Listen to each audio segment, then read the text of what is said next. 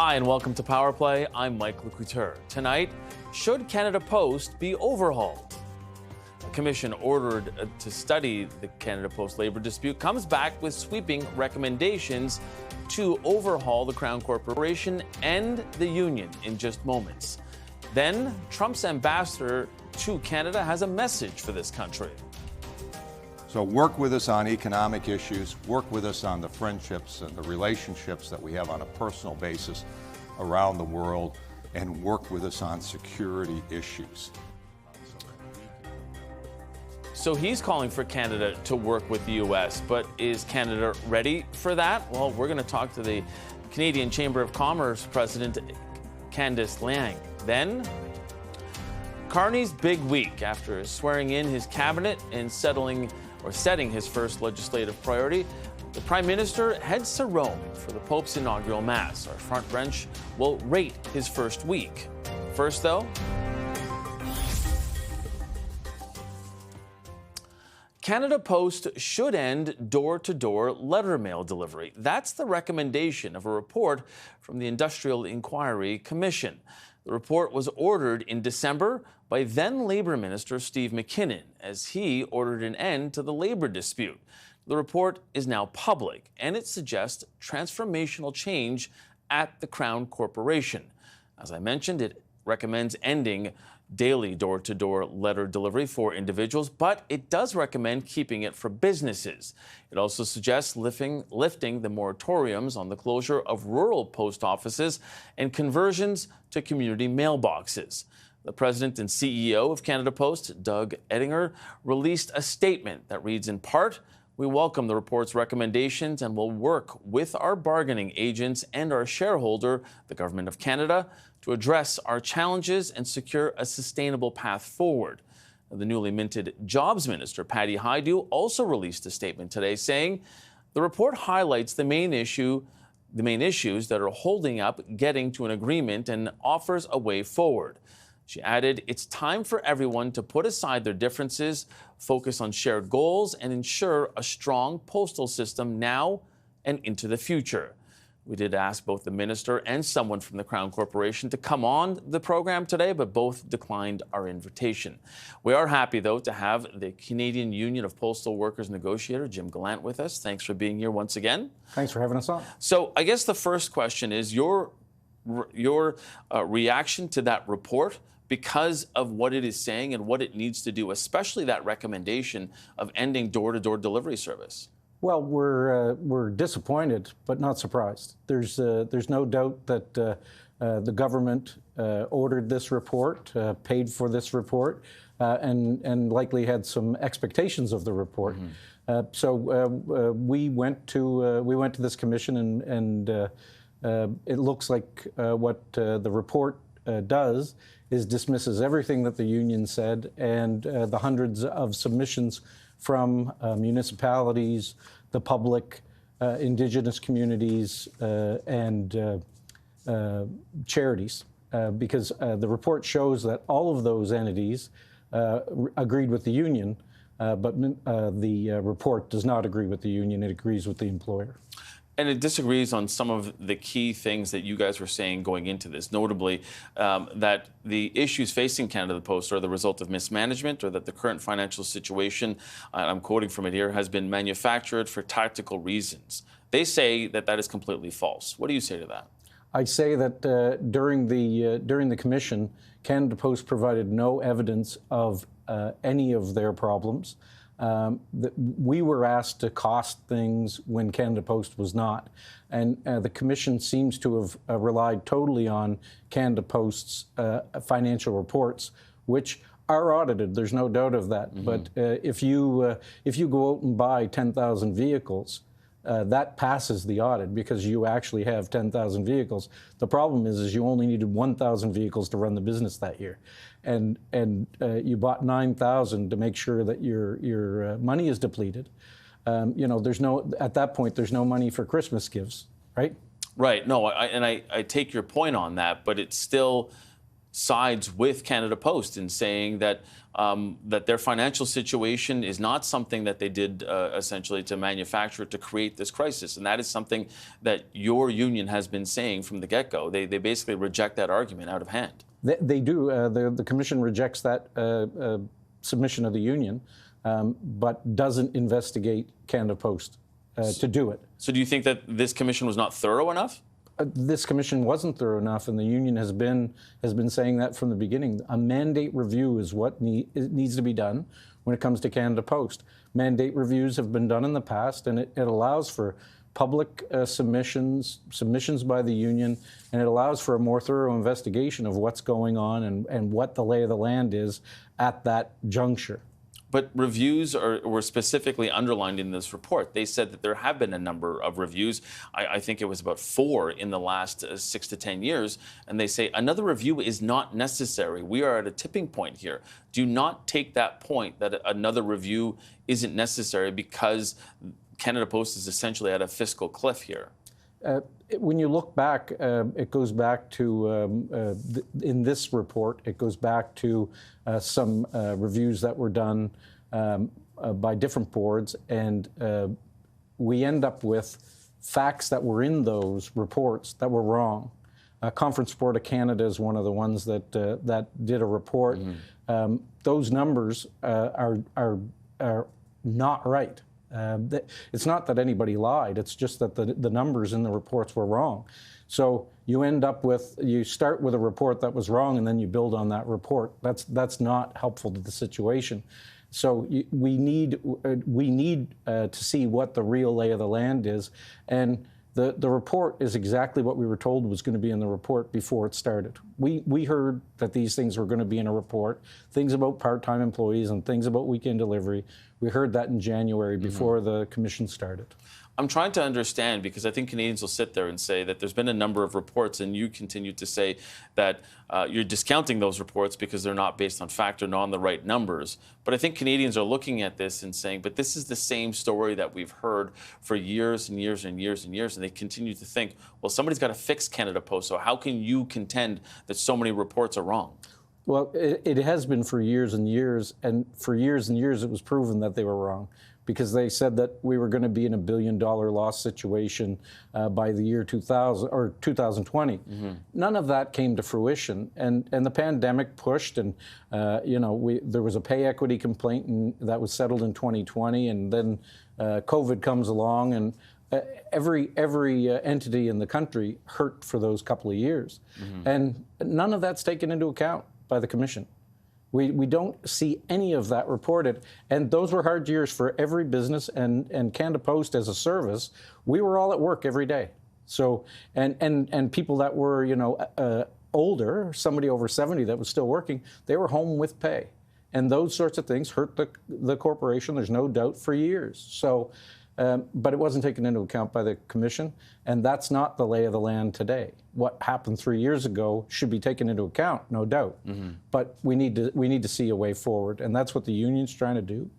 We're talking about weekend delivery. We're talking about what part-time employees are and how many we have now. So are you open to that? Because that is something that this report says needs to be factored in, that weekend delivery by part-time employees has to be part of it. And that was something that, if I'm not mistaken, you were sitting here and saying, no, that's a non-starter a few months ago. And the report doesn't report that part-time employees already work, temporary employees work about 4 to 6 million hours a year, and part-time employees work more than that.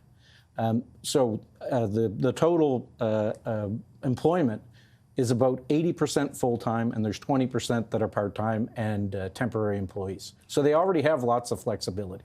So we're looking at the extension of this collective agreement expiring May 22nd.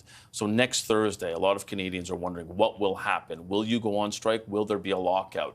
What work is being done between now and then to make sure that there isn't another labor stoppage? Because you have hundreds of business owners, small business owners, that rely on you. So what can you say to Canadians right now about trying to hammer out some sort of agreement so we don't get to another labor stoppage? We asked Canada Post to come back to the table. The third time again this week for a third time in this round of bargaining. They've walked away from the table. There were talks between some of the negotiators this afternoon, but they've walked away time and again. And now we're sure that with this report, it'll embolden Canada Post, and that's not helpful. And in the meantime, last Friday, before the report came out, a week ago, they sent out a notice that they were going to change working conditions. So they took away, they're going to take away people's medical, dental, those sorts of benefits, drug coverage. And they've told us that they will cancel all vacations and things like maternity leave. If there's a labor stoppage. No, that's part of they can change the conditions, and they've given us notice that I guess it's their intention. They use the word could on the 23rd. Those conditions can change. Okay, but not guaranteed. And I'm just trying to give them the benefit of that. We don't have them at here no today. point have we said that we were going to go on strike, and we were not sending them letters to threaten them with it. Okay, so we still have about another week. Okay, unfortunately, I'm going to have to leave it there. Canadian Union of Postal Workers negotiator Jim Glant, thanks for being with us as always. Appreciate that. Thank you. To other news now, and Prime Minister Mark Carney is once again hitting the world stage. Today, he's traveling to Rome for Pope Leo XIV's inaugural Mass. Heading to Rome with the Prime Minister is CTV's Abigail Beeman, and she joins us live from the airport right now. Abigail, take us through what you're expecting for this trip. Hi, Mike. Well, as many as 200,000 people could fill St. Peter's Square at that inaugural Mass on Sunday. And that, of course, includes a number of world leaders. Just in the last, I want to say 60 seconds, the Prime Minister's office confirmed the first bilateral meeting of that trip. And that's no surprise that would be with the Prime Minister of Italy. So Mark Carney will sit down with her. We are also expecting Carney to have an audience with the Pope on Sunday, with the new Pope Leo XIV, after that inaugural Mass. But there are a number of other world leaders in attendance, including the new German Chancellor and leaders from the EU, as well as Ukraine. Foreign affairs experts that I've spoken to say that this is an important relationship-building exercise for the new Prime Minister, specifically ahead of the G7 next month, where Canada will play host in Alberta. We also know Carney is fresh off that White House trip to see U.S. President Donald Trump. The United States will be represented Sunday by Vice President J.D. Vance, as well as Secretary of State Marco Rubio, but no word from the Canadian side as to whether there are any conversations planned there. I can tell you also some more information about the Canadian contingent heading there. So we know that the Canadian Cardinals, who were part of the conclave, are already there, as well as some other key Canadian Catholics. But joining Carney on this flight will be a 19-person delegation that includes 15 MPs and senators who are either Catholic or who have a large number of Catholics in their ridings, as well as a number of representatives of Indigenous organizations. The Prime Minister himself is a practicing Catholic, and a senior government source tells CTV News that his faith did play into the decision to attend this trip, but that it's also more broadly an opportunity to connect with leaders this weekend, especially, again, ahead of that G7 on Sunday, where Canada plays host in Alberta. The Prime Minister will stay in Italy throughout the weekend, returning on Monday. Mike? Abigail, thanks so much for that. That's CTV's Abigail Beeman. Before heading on a trip to Rome with Prime Minister Mark Carney. Well, as we said, it's a big week for the Prime Minister, really big weekend for him as well. Our front bench is going to join us just a little bit later to take a look back at the week that was. Today we have Sabrina Grover, Larissa Waller, and Gurritan Singh. First, though, Trump's man in Ottawa lays out America's asks. U.S. Ambassador to Canada spoke at an international business conference ahead of next month's G7 summit. After the break, we'll talk to the host of the conference, the Canadian Chamber of Commerce President Candice Lang. Stay with us. Power Play will be right back.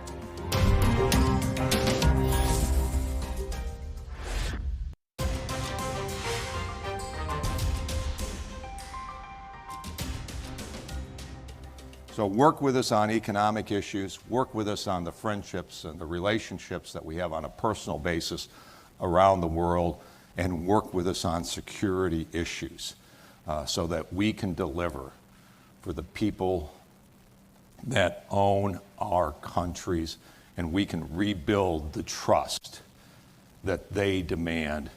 And we will be amazed at what we can accomplish in a very short period of time. The message from the American ambassador to Canada is work with us. Pete Hoekstra relayed that to an audience of business leaders in Ottawa. It's a message that comes as Canada continues to fight tariffs imposed by President Donald Trump.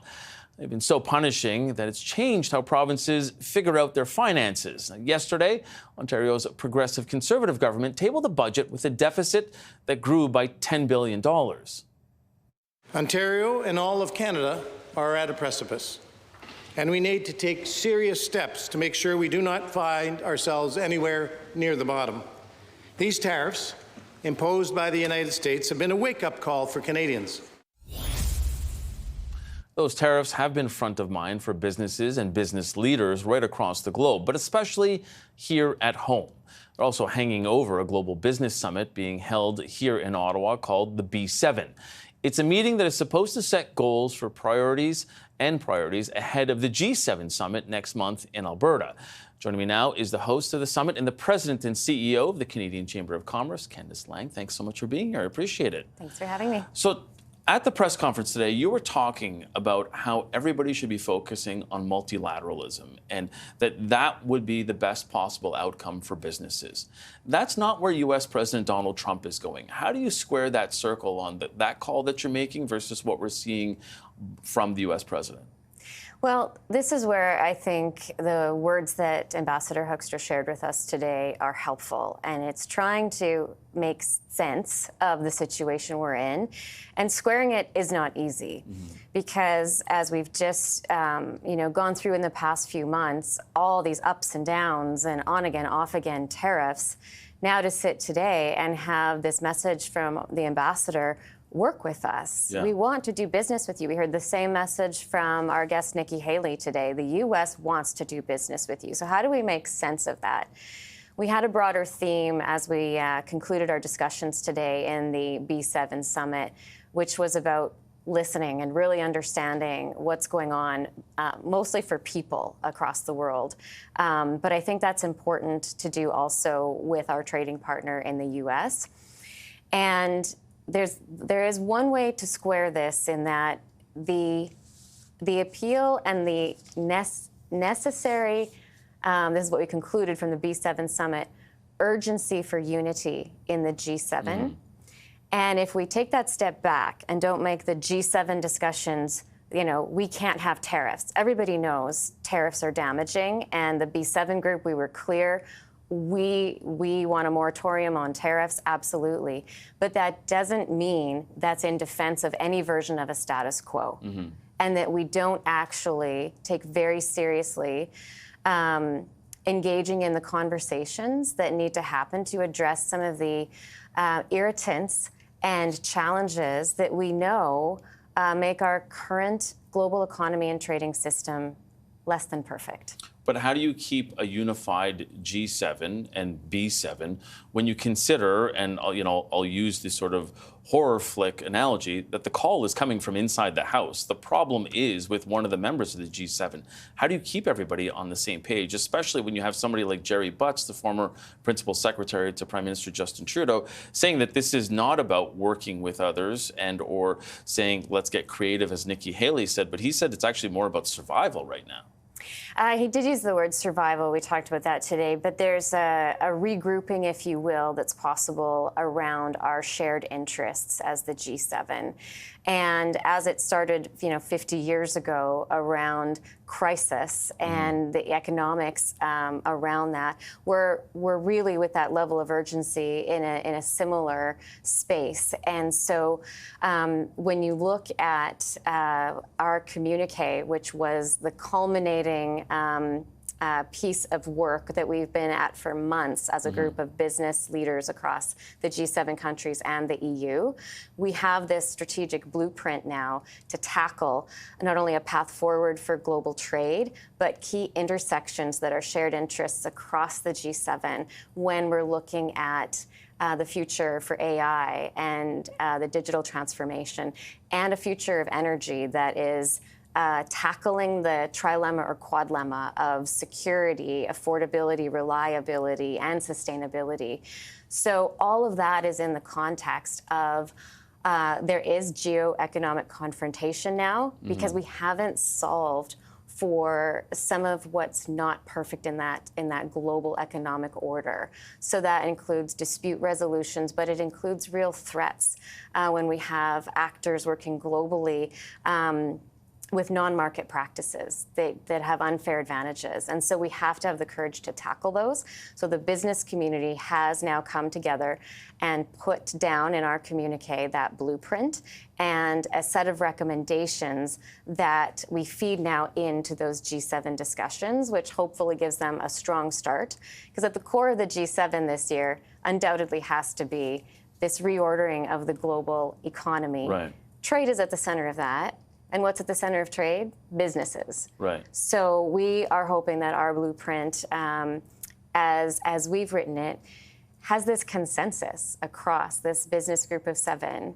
And that consensus can't be underappreciated. We've aligned on these key tricky areas. And then over the last 3 days, had really in-depth discussions, and not all those discussions are easy, on how do you reconcile that the adaptation to dealing with some of the global pressures we haven't faced or tackled together, that the adaptation tends to be now protectionism. Right. And it's a call to action as we head into the G7 to reverse direction of travel on that and lean in together, which in a way, to come full circle to your point, to square what we're seeing in terms of what the U.S. administration is doing, a lot of that disruption is in a broader aim to reconcile some of those things we haven't solved for. It's that we all have a shared interest in globally. Agreed. And I guess to that end, though, and to sort of try and nail down a little bit more on that, the U.S. president has been known to listen to markets and to business leaders. What are the conversations, and maybe outside of this B7 and G7 conversation, what are the conversations that you're having with with the people across the border and the business leaders within the Chamber of Commerce? What conversations are they having with their American partners, specifically with regards to the auto sector that is so greatly integrated, but also to try and communicate to the business leaders on the other side, hey, look, can you say something to your guy on your side? Because it is affecting us all here. We know the last time during those 232 tariffs on steel and aluminum, that was a lot of what the Canadian government did. They tried to leverage business on the other side. So what are you guys doing with the Canadian Chamber of Commerce to try and make sure you're getting that ask on the other side of the border? Absolutely, and you're right. In the first administration, it was easier to communicate the regressive impacts, and we had the same attempts on a similar strategy. In this time round, if I can say, the second administration, it is harder, I would say, to reach the inner circle and decision making because it's very tight and it's very loyal in the U.S. administration. However, that does not mean bringing the information and facts on how these impacts are hitting what is now long established integrated competitive supply chains. That's what we've been focused on. And from the Canadian Chamber of Commerce, we bring business data from our business data lab to put that in the hands of both business and policy leaders. And look, political relationships are what they are, and the business relationships are much longer standing and very well integrated. So what we But those are being shaken up like never before here. I mean, to say that he basically wants to eliminate the Canadian auto sector, that is something that he's never said before. We push very hard, and we had a mission in Washington just last month on supply chains. And normally we'd be, strategically looking ahead. How do we bolster these? How do we make them even more competitive and beneficial?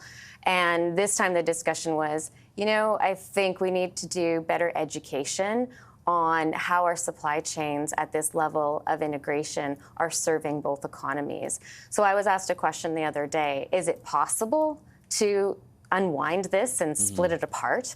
And the auto sector is very interesting because that was a deliberate strategy in how we were going to actually do business together. Yeah. And cars aren't made fully in one place. It's you decided you're going to get good at that part of it. I'm going to get good at this part of it. We might be on different sides of the border, but that's okay. We have an agreement. Is it possible to unwind that? Yes, theoretically, if you have enough time and money. So if you wanted to do that and, stand up 6 facilities in the U.S. that costs X billions of dollars plus the closure costs, plus you have 3 to 5 years, there are scenarios where that's feasible, but it is with the acceptance then of that value destruction, which we currently have in many of our integrated supply chains, auto and much beyond that. So what I anticipate will happen now is there will be sort of this, we're already seeing it, this navigation through the impacts, and then that facilitates more discussions, and then those discussions lead into, as we're seeing now, a broader negotiation on the trade relationship between Canada and the U.S. And to possibly stop that train from going down the tracks, I assume. Yes. Okay. Unfortunately, we have to leave it there. I appreciate the discussion. It's been fantastic. President and CEO of the Canadian Chamber of Commerce, Candice Lang, thanks so much for joining us. I appreciate this. So given what we just talked about and what the U.S. Ambassador to Canada has said today, how can Canada work with the U.S.? Well, we're going to talk about that with our front bench in just a second. Sabrina Grover, Larissa Waller, and Gurdatin Singh, they're all here, and we're going to talk to them right after this.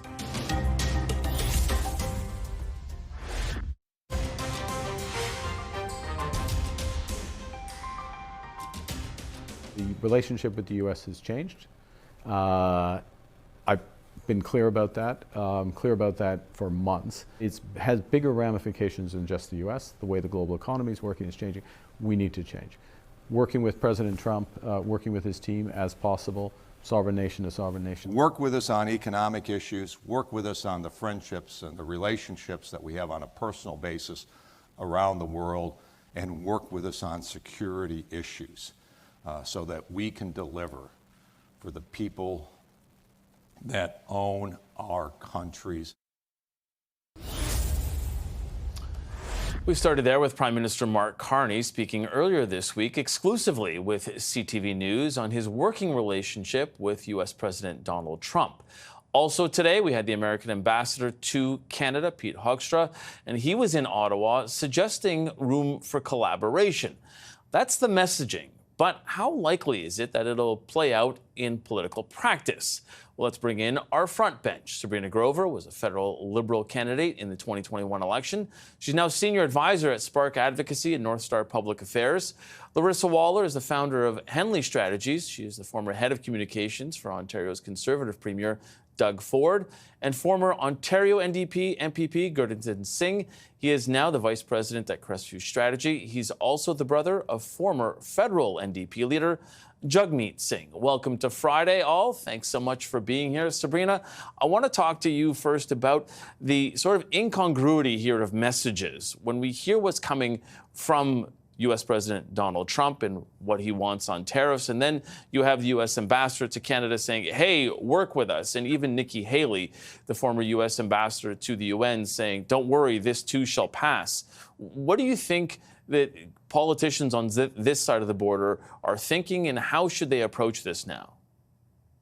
I think it's no different than the incongruity of messages we've seen since Trump era #1, right? Trump is always the only person that knows what's going on inside his mind. That's why it's important to approach dealing with Mr. Trump and dealing with the United States as not status quo. So you can't really take what somebody like Pete Hoekstra or Nikki Haley or Howard Lutnick says at face value, because 10 minutes after they say it, president could change his mind, put out an executive order, and things are different. So I think it's important for Canadian officials, ministers, bureaucrats, Mr. Carney, to take what other representatives of the US government are saying with a grain of salt, absorb it, use it maybe as information, but not use it as gospel. And I think that Mr. Carney's done that. And I think that what we saw last week when he did have that opening relationship and opening meeting with Donald Trump is he managed to set the tone. And it was a positive tone, at least to start.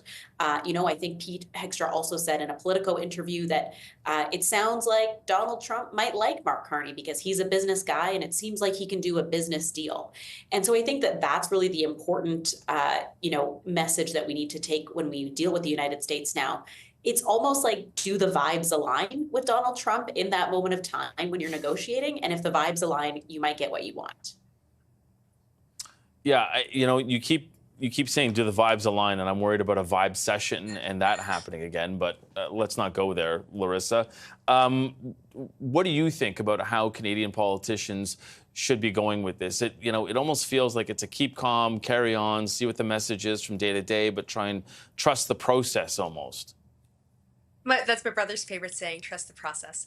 So maybe smile. Listen, what I've seen from Mark Carney over the last few days harkens back to what we've seen from Doug Ford for a long time. You have to find a way to criticize the policy and sometimes even the erratic nature of Donald Trump, keeping in mind he is going to be the president for the next 3.5 years. We are never going to change geography, and the U.S. is always going to be our #1 trading partner. So I get that during an election, people are a little spicier. And you know what? Even Donald Trump said that. But the reality is we have to find a way through this. We will never be able to replace the market share with a patchwork of other countries. It's just not a reasonable expectation. The better expectation is muddle through the next 4 years. God willing, there will be a new president. God willing, it won't be J.D. Vance. And we'll move forward after that.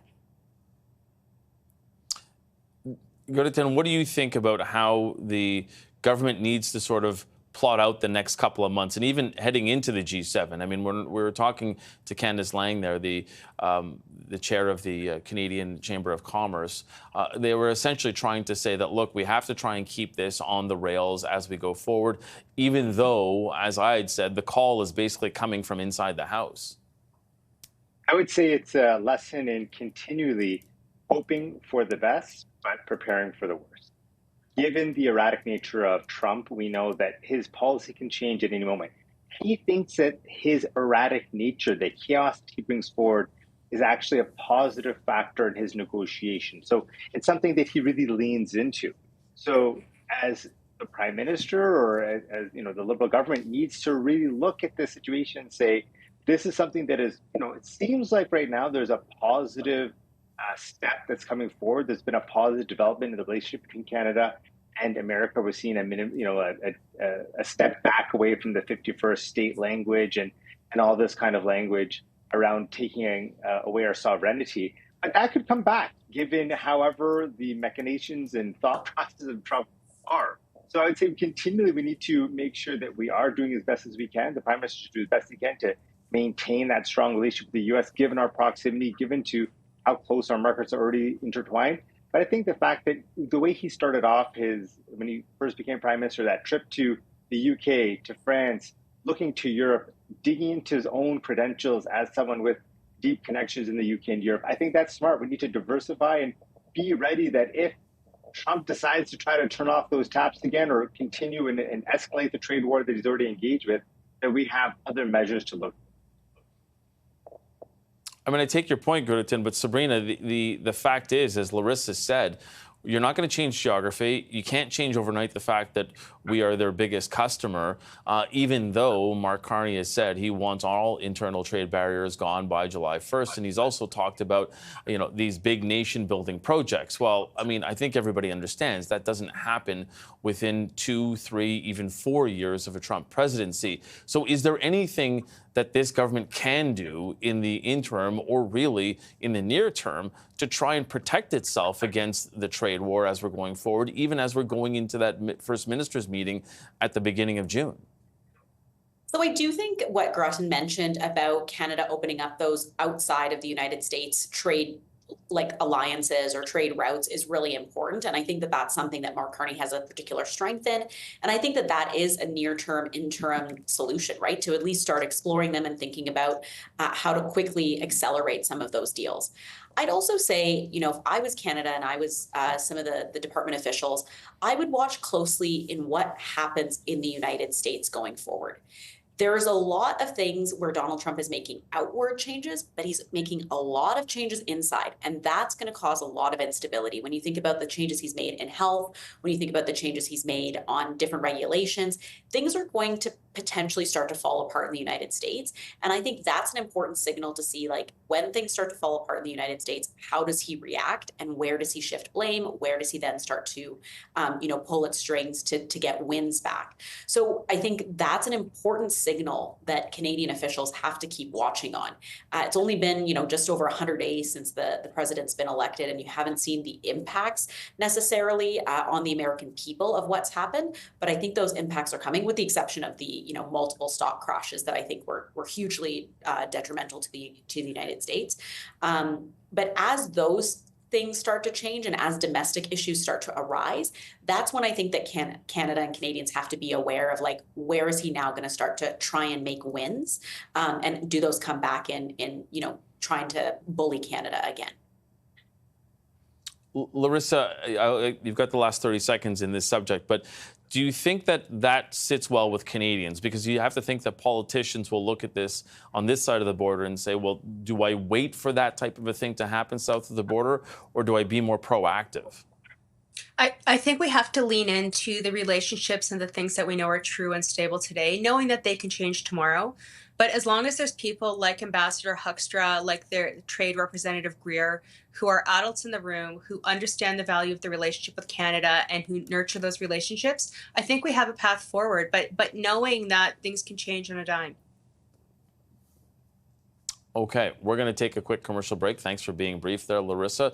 When we come back, the front bench is going to take a look and size up the Prime Minister's big week last week in Ottawa. And, hey, if we have a bit of time, we're going to take a look at his weekend ahead in Rome. Stay with us, Power Play. We'll be right back.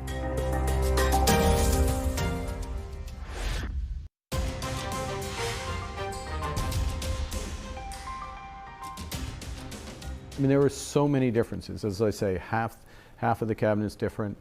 Big change in terms of priorities. Big change in terms of speed. This is one of the fastest swearing in Canadian history. It will be one of the fastest returns in Parliament in Canadian history. You'll see with the speech from the throne, which the King will deliver in whatever it is, 12 days' time, 13 days' time. And in that speech from the throne are going to enumerate some priorities, including success by Canada Day. So we're going to go hard. That was Prime Minister Mark Carney in his Canadian exclusive sit-down with CTV News just earlier this week, and it was right after swearing in his cabinet. Now, he's saying he's making big changes and he's doing it quickly. But when you look at many of his most senior ministers, well, they were also senior minister in Prime Minister Justin Trudeau's cabinet. Then, on the day of his first cabinet meeting, there was some mixed messaging from two members of his front bench. With that in mind, how did his first week as Prime Minister go? Well, let's bring back our front bench. Sabrina Grover, Larissa Waller, and Gurdatin Singh. Gurdatin, I'm going to start with you on this one. So how would you rate it, given everything that has happened and the people that he has around that table? So he's moved fast. He's clearly taking decisive action. But when we come to everyone around his table, that's where I think his biggest miss has come forward. His decision to not put in a Minister of Labor is incredibly concerning, and I think it's a really big misstep, especially when you've seen how much gains the Conservatives are making with working class voters across southwestern Ontario. With the exception of a recount that's underway right now, we've seen the Conservatives really take out an area that has a lot of workers. I think the Liberals need to really focus on getting back that working base, and you do that by signaling that labor is a priority. I think it's a really bad decision to not prioritize that as a specific ministry. John Zucchelli, my understanding, is a very skilled and respected individual. I think you'd be someone who'd be more than fit then to take on a role of a minister itself. But when we talk about the millions of Canadians who are workers and the millions of unionized Canadians.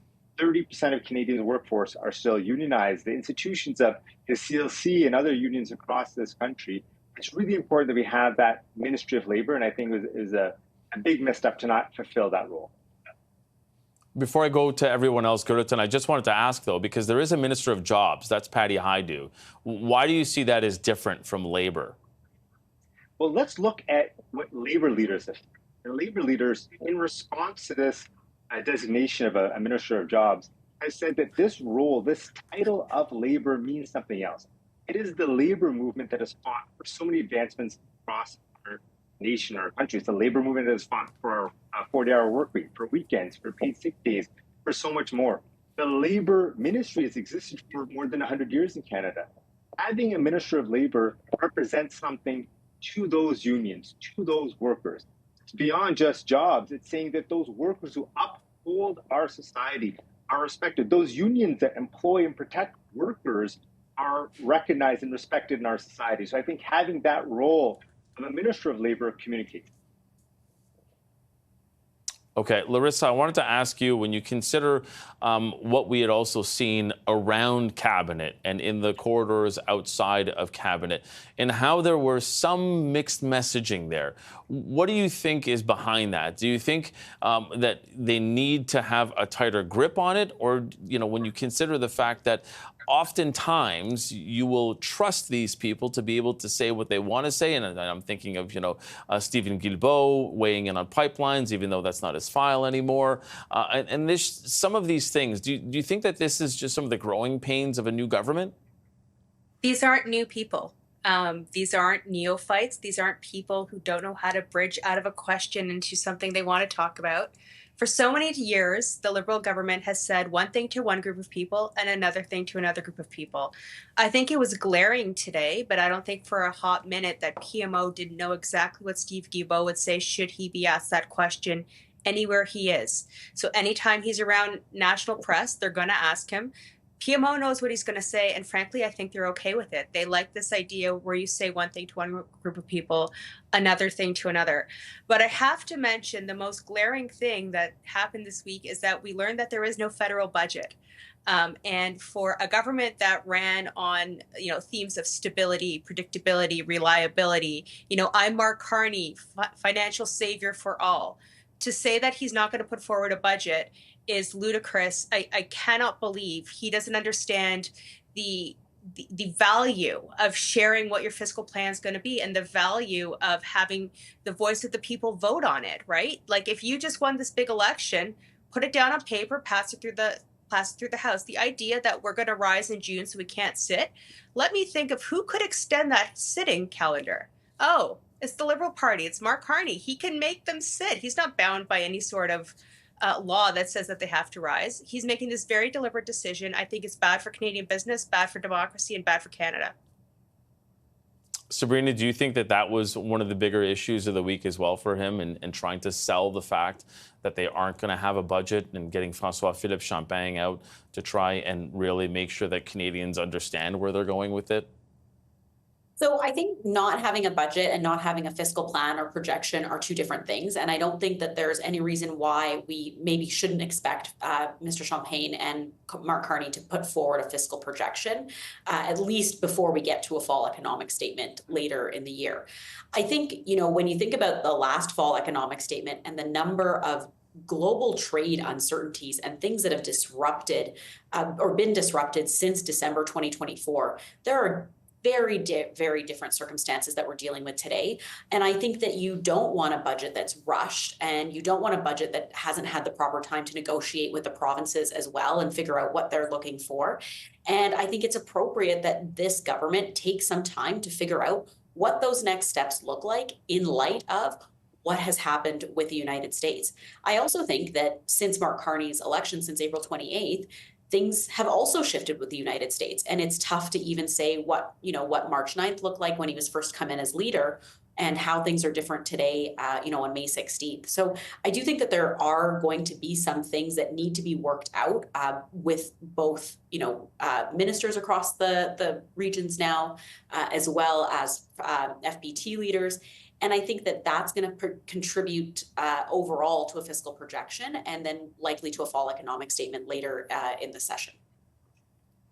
Gooderton, what do you think about the fact that we're not going to get a budget for more than a calendar year from the Liberal government? And I say that because we did have the fall economic statement back in December, and technically it was fall because December 21st is when you do have winter. But, you know, if we want to date back to their previous budget, that would have been in that sort of previous spring as well. What do you think about the fact that they, or as Sabrina has said, that they're trying to sort of get the lay of the land and really talk to provinces and have a proper fiscal framework first? It opens them up to a criticism that they could have avoided. And to the point that was made earlier, they could have extended this session. They could have taken that time to do that work now as much as possible and put something forward that they can then take the summer to go around and communicate with provinces and otherwise. I understand their want to take things a bit slower, but if Mr. Carney, Prime Minister Carney wants to demonstrate like decisiveness, I think it would have been a better move to just get that budget out now. But ultimately, it's the beginning of the mandate, and it's one of those hits you take now, and no one will remember 6 months from now when it ultimately does come forward. So it probably makes sense, but it would have been an easy thing to. Certainly something we're going to talk about for the next couple of weeks or so. Okay, we unfortunately have to leave it there. Appreciate it. Gurdatin Singh, Larissa Waller, and Sabrina Grover. That's our Friday front bench, and that's it for them for right now. Stay with us, though. We got a lot more coming up, especially a promo about that Canadian exclusive conversation with Prime Minister Carney. Stay with Power Play. We'll be right back.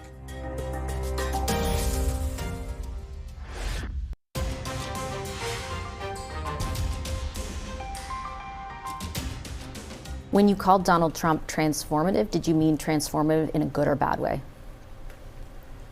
Yin and yang. There's both. Do you trust him? I will work with him and negotiate with him, yeah. But do you trust him? Look, my answer is my answer. More there from the Canadian exclusive interview where CTV News chief political correspondent Vassy Kapelos sat down with Prime Minister Mark Carney. Now, we've been showing you parts of it all week, but there's a lot more that you haven't seen. It will air this weekend on CTV's Question Period. Make sure you tune in. But if you'd like to see the full interview, you can also head over to ctvnews.ca. Well, that is your Power Play Week in Politics. Thank you so much for spending your time with us. We'll be back on the other end of this long weekend, so back on Tuesday. But stay tuned right now because today's top headlines are just ahead.